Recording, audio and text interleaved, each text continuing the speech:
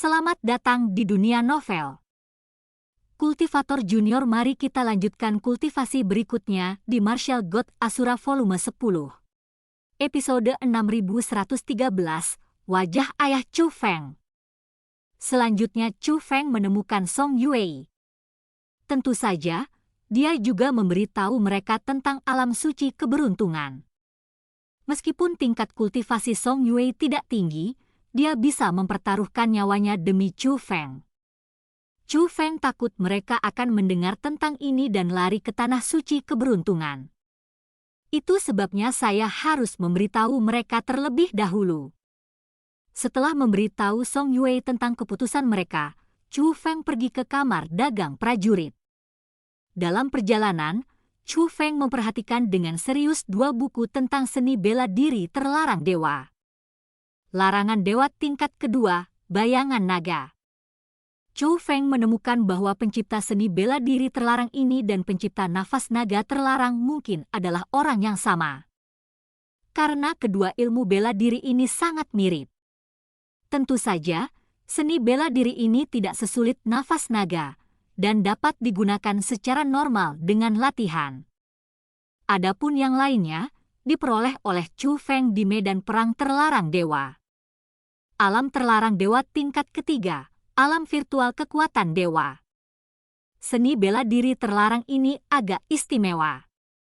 Ia tidak melancarkan serangan secara langsung, tetapi digunakan untuk menekan lawan, sehingga memberikan keuntungan yang lebih besar dan mencakup area yang luas. Namun, metode ini sulit untuk dipertahankan dalam jangka waktu yang lama. Sekalipun sudah dikuasai sepenuhnya, metode ini hanya dapat digunakan untuk waktu yang sangat singkat. Namun nyatanya, dalam sekejap, bagi para penggarap pencaksilat, pemenangnya sudah bisa ditentukan. Chu Feng merasa jika dia bertemu dengan seorang master dengan kekuatan tempur yang sama dan metode serupa di masa depan, seni bela diri terlarang ini mungkin akan menjadi kartu asnya. Itu hanya larangan dewa tingkat ketiga. Saya tidak bisa mempraktikannya sama sekali sekarang. Saya bisa mencobanya ketika saya melangkah ke dewa sejati di masa depan. Sedangkan untuk senjata ajaibnya, pedang Dewa Api Naga, Chu Feng juga berencana menggunakannya sebagai senjata ajaib utamanya di masa depan.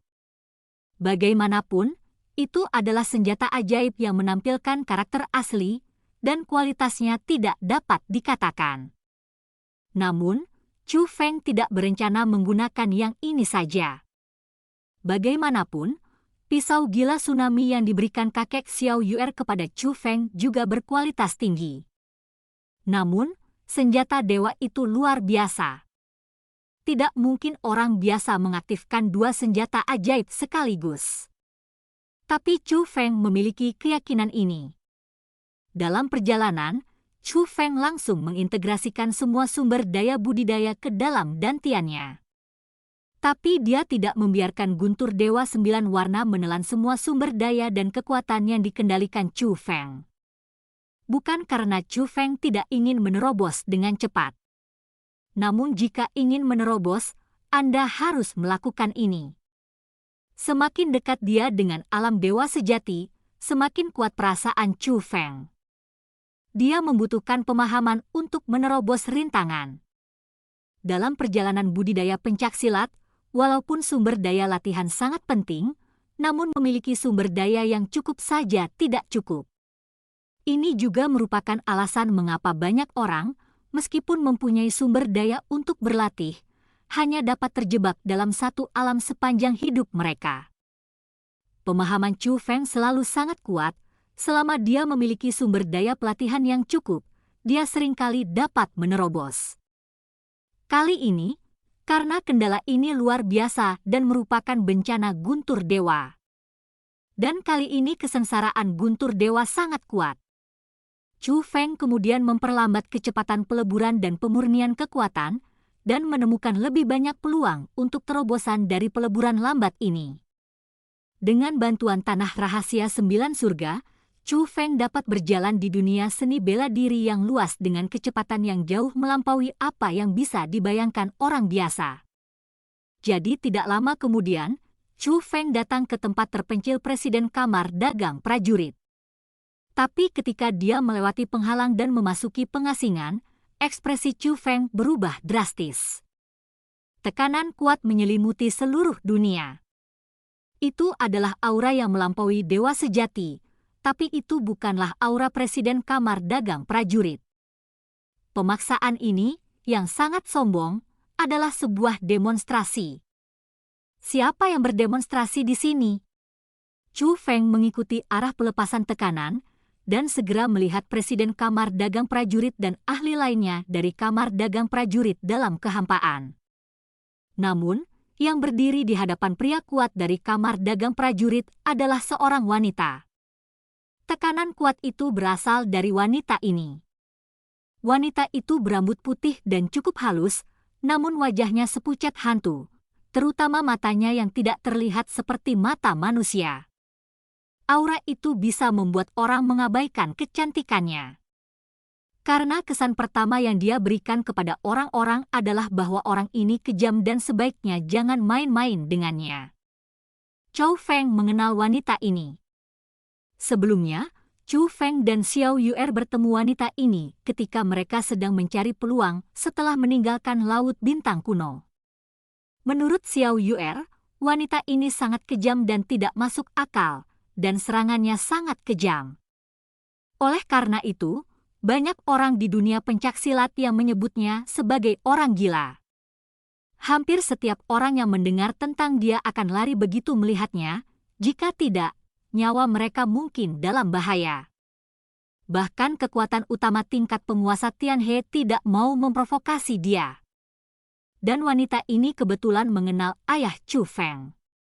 Saat pertama kali melihat Chu Feng, dia segera meraih Xiao Yuer dan kemudian memadatkan bayangan seseorang. Lalu dia bertanya kepada Chu Feng tentang hubungannya dengan orang ini. Dan hantu itu persis seperti apa rupa ayah Chu Feng, Chu Xuanyuan. Saat itu, wanita gila itu mengancam Chu Feng dengan Xiao Yuer. Chu Feng tidak berani menyembunyikan apapun, jadi dia harus mengatakan yang sebenarnya. Dia memberitahu wanita itu bahwa bayangan yang dia kental adalah ayahnya. Belakangan, wanita itu mengatakan bahwa ayah Chu Feng telah merampok barang-barangnya, mengatakan bahwa hutang ayah harus dibayar oleh putranya. Jadi dia meminta Chu Feng untuk pergi ke kamar dagang prajurit dan mendapatkan teratai merah yang membekukan darah.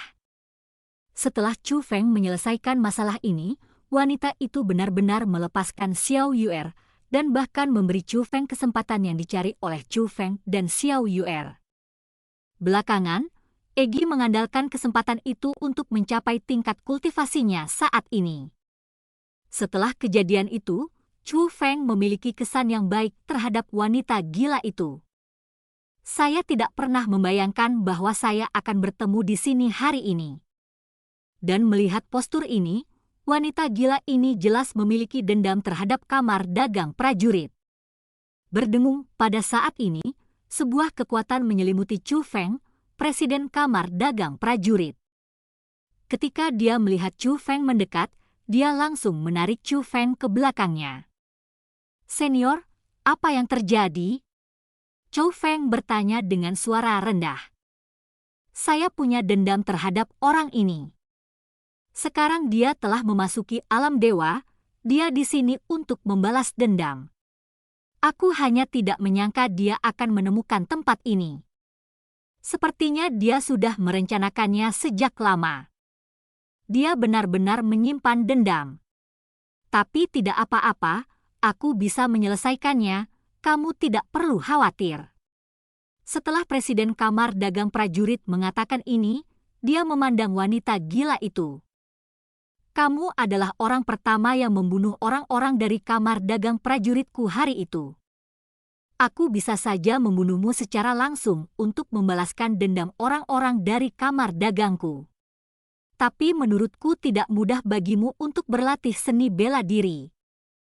Setelah aku menyakitimu, aku tidak mengambil nyawamu. Aku hanya memintamu untuk tidak memasuki kamar dagang prajurit mulai sekarang. Aku tidak berhasil. sulit bagimu. Dapat dikatakan paling baik hati dan paling benar. Secara logika, dendam antara kamu dan aku berakhir pada saat itu. Kamu datang untuk membalas dendam setelah tingkat kultivasimu meningkat hari ini. Bukankah itu terlalu tidak etis? Tanya Presiden Kamar Dagang Prajurit. Namun setelah dia selesai berbicara, wanita gila itu justru menghilangkan tekanannya. Melihat ini, semua orang kuat di Kamar Dagang Prajurit menghela nafas lega.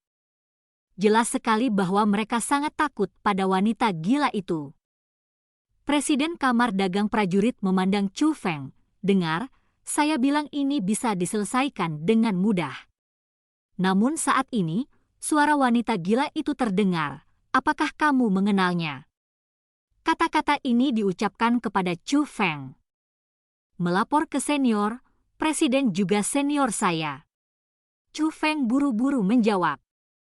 Jika aku membunuhnya, apakah kamu akan mendapat masalah? Tanya wanita gila itu. Senior, apakah memang ada kebencian yang begitu besar di antara kalian? Saya mendengar dari Presiden, sepertinya tidak demikian. Tidak bisakah itu diselesaikan? Chu Feng bertanya dengan cemberut. Aku bertanya padamu apakah kamu akan mendapat masalah? Wanita gila itu bertanya. Tentu saja sulit, kata Chu Feng. Itu saja. Setelah wanita gila itu mengatakan ini, dia langsung berbalik dan pergi. Pada saat ini, Presiden Kamar Dagang Prajurit dan semua ahli tercengang. Jelas bingung. Setelah bingung beberapa saat, mereka berdua memandang Chu Feng. Chu Feng, mengapa kamu memiliki begitu banyak martabat? Ekspresi Presiden Kamar Dagang Prajurit sangat terkejut. Jika itu orang lain, lupakan saja. Tapi wanita gila ini begitu terkenal sehingga tidak ada yang mau memberikan wajahnya? Bagaimana aku bisa memiliki wajah ini? Chu Feng tersenyum canggung, tapi dia juga memikirkan kemungkinan. Dia tidak memiliki wajah ini, tapi seseorang pasti memiliki wajah ini. Orang ini mungkin adalah ayahnya, Chu Xuanyuan. Haha, izinkan aku mengatakan bahwa wanita ini adalah hutang cinta yang ditinggalkan ayahmu. Kalau tidak, kenapa aku memberimu wajah seperti itu? Tapi meski begitu, Chu Feng, kamu akhirnya mendapat manfaat dari ayahmu. Di ruang roh dunia, Egi menutup mulutnya dan mencibir. Jelas dia juga menyadari bahwa wajah wanita gila ini diberikan kepada Chu Feng dan ayahnya.